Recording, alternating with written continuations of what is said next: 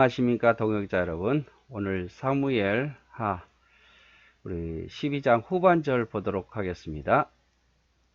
앞에서 우리가 보았지만 하나님께서 다윗에게 나단 선지자를 보내시죠. 나단 선지자를 보내서 책망합니다. 그 다윗의 모든 죄를 하나님 다 알고 계셨어요. 암몬 사람에 의해서 다윗을 죽이려고 했던 다윗이 우리아를 죽이려 했던 사실까지 알고 있었어요. 그러면서 너 역시 백주에 네 아내들이 강간을 당하리라. 그리고 너희 집에 칼이 끊어지지 아니하리라. 이런 재앙을 내리시겠다고 말씀하십니다. 자, 이 말을 듣고 다윗이 어떻게 하느냐? 다윗이 나단에게 이르되 내가 여호와께 죄를 범하였노라. 이게 용기라고 말씀을 드렸죠. 이게 용기. 지금까지 1년 넘게 이걸 못했어요. 이걸 내가 여호와께 범죄하였노라. 여러 가지 이유에서 괴로워는 했지만 내가 하나님께 죄를 범했습니다. 내가 죄인입니다. 내가 그 죄를 지었습니다. 라고 인정을 하지 못했다 이 말이죠. 그래서 많은 성도들이 그래요. 내가 주께 죄를 범했습니다. 뭔가 마음속에 뭔가 이건 아니다. 이러지 말아야지 하면서도 그거를 심각하게 생각하지 않고 또 넘어가고 그러다 보니까 또 다음에 행하고 또 하고 내 하나님 앞에 나와서 내가 죄인입니다. 이 더러운 입술 용서하소서. 이 더러운 마음 용서하소서. 이 약한 생각을 용서하소서. 그러면 되는데 그걸 인정하기 싫어서 또 여러 가지 이유와 핑계를 대고 미룬다 이 말이죠. 그래서 여러분 하나님 말씀 앞에서 너가 그다라고 말할 때 마음에 찔림이 있을 때 주여 제가 그 죄인입니다. 이제부터 제가 달라지겠습니다. 혹이라도 우리는 연약해서 또 같은 죄를 범한다 할지라도 하나님 앞에 진실로 이제부터 내가 다르게 살겠습니다. 이렇게 다르게 살려고 노력하잖아요. 그러면 똑같은 죄를 또 지을 수는 있지만 그 횟수가 줄게 됩니다. 그리고 점점 그렇게 회개하다 보면 사람이 조금씩 달라져요. 그 모습에서 벗어나게 됩니다. 나단이 다윗에게 말하되 여호와께서도 당신의 죄를 사하셨나니 당신이 죽지 아니할 겁니다. 하지만 당신의 죄를 사하여서 죽지는 않겠지만 원래 죽을 죄예요. 간음죄잖아요. 살인죄잖아요. 간음죄, 살인죄 모세오경에 뭐라고 했습니까? 죽여야 돼서 죽임을 당해야 돼요. 그러나 죽지는 않을 것이다. 이 일로 말미암아 여호와의 원수가 크게 비방할 거리를 얻게 하였으니 당신이 낳은 아이가 반드시 죽으리라. 당신은 죽지 않겠지만 당신이 낳은 아이가 죽으리라. 다윗은 즉시 회개합니다. 변명하지 않고 시편 32편 5절에 보면 토설했다. 다 쏟아냈다. 그리고 선지자 말에 순종하죠. 다윗은 원래 죽어야 돼요. 그런데 다윗을 죽이지 아니하고 누구를 대신 죽습니까? 그 아들이 죽습니다. 그 아들. 죄의 대가는 치러야 되죠. 그래서 보면은 그렇죠. 솔로몬이 죄를 지었는데 왜 죄 없는 아들이 죽습니까? 이렇게 말할지 모르겠지만 아들이 잘못해서 지기보다는 다윗에게 그만큼 더 아픔이 차라리 자기가 죄를 지어서 자기가 대가를 치르면 더 나을 거예요. 근데 나는 대가를 치르지 않고 다른 사람이 나 때문에 죄를 치르게 된다면 더 괴로울 거예요. 다윗 역시 마찬가지였어. 그런데 이렇게 하신 분이 또 있죠. 우리의 죄를 위해서 누가 죽었습니까? 그건 정말 죄가 없으신 예수님께서 우리를 위해서 십자가에 죽으셨어요. 하나님도 내가 죽어야 되는데, 우리가 죽어야 되는데, 내가 죄 지었는데, 대신 예수님께서 나의 죄를 위해서 죽으셨단 말이에요. 그 아들을 내어줄 때에 얼마나 마음이 아프셨겠어요. 자, 나단이 자기 집으로 돌아가니라. 우리아의 아내가 다윗에게서 낳은 아이를 여호와께서 치심에 심히 아는지라. 다윗과 우리아의 아내 바세바 사이에 낳은 아들이 아있습니다. 정확히 몇 살인지는 모르겠습니다. 뭐 돌도 안 지날 수도 있고 100일도 안 지날 수도 있고 뭐 2살, 3살일 수도 있어요. 그의 몸에서 낳은 아이를 치십니다. 다윗이 그 아이를 위하여 하나님께 간구하되 다윗이 금식하고 안에 들어가서 밤새도록 땅에 엎드렸으니 그 집의 늙은 자들이 그 곁에 서서 다윗을 땅에서 일으키려 하되 왕이 듣지 아니하고 그들과 더불어 먹지도 아니하더라. 다윗이 아이를 살려달라고 하나님 앞에 간절히 기도합니다. 먹지도 않고. 생각해 보세요. 죄는 자기가 지었는데 아무런 죄가 없는 아이가 죽어야 되니 더 괴롭죠. 어쩌면 내 생명을 거두하고 아이 죄 없는 아이는 살려주옵소서 이렇게 말할지도 모르겠습니다. 그래서 하나님 앞에 간절히 기도합니다. 그럼에도 불구하고 18절에 보면 18절에 보면 이래 만에 아이가 죽으니라. 그러나 다윗의 신하들이 아이가 죽은 것을 왕에게 아뢰기를 두려워하니 이는 그들이 말하기를 아이가 살아있을 때에 우리가 그에게 말하여도 왕이 그 말을 듣지 아니하였나니 어떻게 그 아이가 죽은 것을 그에게 아뢰 수 있으랴. 왕의 상심하시리로다 함이라.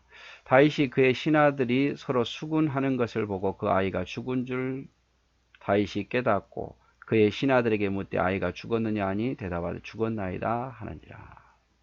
예. 이제 죽기 전까지는 다윗이 열심히 하나님의 뜻을 돌이켜보려고 했지만 이미 하나님 뜻이 결정되고 아이가 죽은 다음에는 이제는 하나님 뜻을 받아들입니다. 받아들여요. 우리가 어떤 결과든 우리가 하나님 앞에 기도해서 어떤 결과가 나왔든 그것이 우리가 하나님의 뜻인 줄 알아야지. 내가 기도할 때 하나님 내 뜻을 관철시키기 위해서는 하나님 꼭 부자 돼야 됩니다. 부자 돼야 됩니다.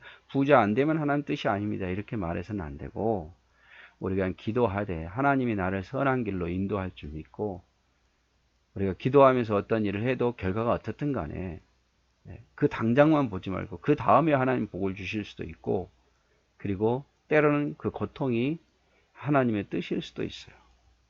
나를 더 유익하게 할 수도 있어요.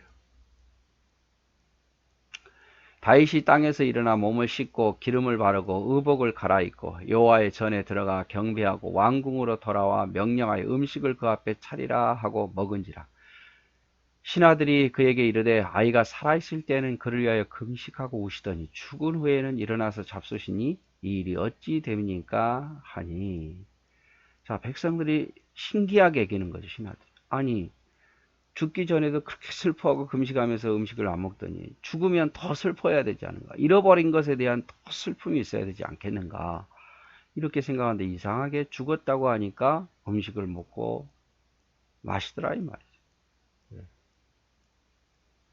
22절 이르되 아이가 살아있을 때에 내가 금식하고 운 것은 혹시 여호와께서 나를 불쌍히 여기사 아이를 살려주실지 누가 알까 생각함이거니와 지금은 죽었으니 내가 어찌 금식하랴. 내가 다시 돌아오게 할 수 있느냐. 나는 그에게로 가려니와 그는 내게로 돌아오지 아니하리라 하니라. 이게 하나님의 결정에 대해서 다윗이 순복하는 모습이죠. 우리는 그런 생각을 해요. 뭔가를 잃지 않게 해서 열심히 기도합니다. 건강을 잃지 않기를 위해서 열심히 기도해요. 그 기도한 자체가 나쁜 게 아니에요. 그러네. 그럼에도 불구하고 어떤 건강을 잃게 되었을 때는 어떻게 해야 되겠습니까? 건강을 잃기 전에도 기도했는데 건강이 잃어버리면 더 낙심되지 않겠어요? 그럼에도 불구하고 그것조차도 하나님께 하나님의 결정에 인정하는 거죠. 다윗은. 내가 오른쪽으로 가고 싶었는데 오른쪽으로 못 가고 왼쪽으로 가게 되었을 때도 그 길이 하나님의 뜻인지를 안다 이 말이죠. 그러니까 더 이상 결정이 난 뒤에는 다윗은 기도하지 않고 아이가 죽은 후에는 오히려 음식을 먹는다 이 말이에요. 하나님 뜻으로 하나님의 계획으로 받아들이니까 그 계획이 자기가 생각하는 계획대로 아니 된다 할지라도 우리의 신앙의 모습이 그래야 돼요. 내가 계획한 대로 하나님이 움직여지지 않는다 할지라도, 내 계획과 하나님의 계획이 다른다 할지라도, 하나님은 더 선하시기에, 하나님은 나보다 더 공의로우신 분이기에 하나님 뜻에 순종할 수 있는 자가 바로 참된 믿음의 사람의 모습이 아니겠습니까? 중요한 건 이 땅에 보다도 내가 하나님의 뜻대로 살았느냐 안 살았느냐가 더 중요한 거잖아요. 부자 되고 부자 안 되고, 오래 살고 오래 못 산 것보다 오래 살든 안 살든 하나님의 뜻대로 내가 살아있는 동안에 사는 거냐, 부자이든 가난한 자이든 그 상황에 맞게 하나님을 위해서 최선을 위해서 살았느냐 안 살았느냐가 더 중요한 것이니까 다윗은 그것을 받아들이고 있는 거죠. 다윗이 그의 아내 밧세바를 위로하고 그에게 들어가 그와 동침하였더니 그가 아들을 낳음에 그의 이름을 솔로몬이라 하니라. 여호와께서 그를 사랑하사 선지자 나단을 보내어 그의 이름을 여디디아라 하시니 이는 여호와께서 사랑하셨기 때문이다. 그래서 솔로몬의 원래 이름은 여디디아예요. 여디디아. 여기가 어디야? 어디야? 여디디야. 자, 그래서 하나님께서 밧세바도 마음이 슬펐을 것이고 다윗도 마음이 슬펐을 거예요. 그러다 보니까 하나님께서 그 슬픔을 위로하기 위해서 솔로몬에는 아이를 주고 이 아이가 장차 다윗의 뒤를 잇게 되죠. 그래서 하나님은 밧세바의 아이를 치십니다. 다윗의 죄를 위해서 죽어서 다윗은 살아있을 동안에는 하나님 살려달라고 기도하지만 죽게 되자 더 이상 슬퍼하지 않죠. 그래서 하나님은 다윗과 밧세바를 위로하사 밧세바에게 5번째 아들을 주시는데 그가 바로 여디디야, 여호와의 사랑을 입은 자 솔로몬이 태어납니다. 그래서 결국 이 솔로몬이 성전을 짓게 되죠. 다음 계속 볼까요? 요압이 암몬 자손의 랍바를 쳐서 그 왕을 점령하며 요압이 전령들을 다윗에게 보내 이르되 내가 랍바 곧 물들의 성읍을 쳐서 점령하였으니 이제 왕은 그 백성의 남은 군사를 모아 그 성에 맞서 진치고 이 성읍을 쳐서 점령하소서. 내가 이 성읍들을 점령하면 이 성읍이 내 이름으로 일컬음을 받을까 두려워하나이다 하니. 자, 밧세바와 다윗이 간음할 때도 암몬의 랍바를 지금 공략하고 에워쌌다 그랬죠. 그래서 아마 항복하고 나오기를 원했지만 1년 넘게 항쟁을 했던 것 같아요. 드디어 이제 요압이 거의 다 항복을 받을 것까지 갑니다. 그래서 요압이 왕에게 편지를 보내서 다윗에게 편지를 보내서 이 성을 점령하소서. 내가 점령해버리면 내 이름이 드러날까 하나이다 하면서 굉장히 요압이 다윗을 위해서 충성하는 것처럼 보입니다. 그래서 다윗이 모든 군사를 모아 랍바로 가서 그곳을 쳐서 점령하고 그 왕의 머리에서 보석 박힌 왕관을 가져오니 그 증량이 금 1달란트라. 다윗이 자기의 머리에 쓰니라. 다윗도 또 그 성읍에서 노략한 물건을 무수히 내오고 그 안에 있는 백성들을 끌어내어 톱질과 썰애질과 철도끼질과 벽돌구이를 그들에게 하게 하니라. 암몬 자손의 모든 성읍은 이같이 하고 다윗과 모든 백성이 예루살렘으로 돌아가니라. 그래서 요압이 굉장히 다윗에게 아첨하잖아요. 그렇죠?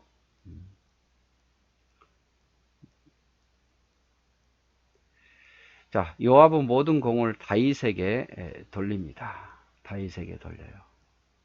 랍바성을, 암몬 자손의 랍바성 수도죠. 랍바 수도성을 점령한 후에 다윗에게 돌립니다. 자, 하나님께서 나단 선지자를 보냈는데 이 나단 선지자 보세요.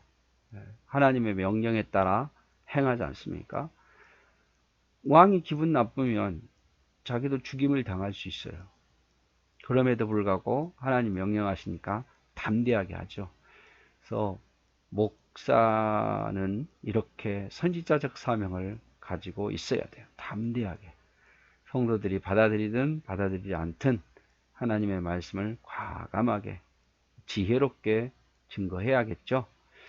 자, 그래서 오늘은 이제 다윗이 나단 선지자의 책망을 듣고 회개하는 장면을 보았고, 아이를 살려달라고 그렇게 기도했지만 아이가 죽자 이미 결정이 되자 하나님의 뜻이 정해지자 순복하고 다시 음식을 먹는 그런 모습을 보았습니다. 자, 오늘 여기까지 합니다. 사랑하고 축복합니다.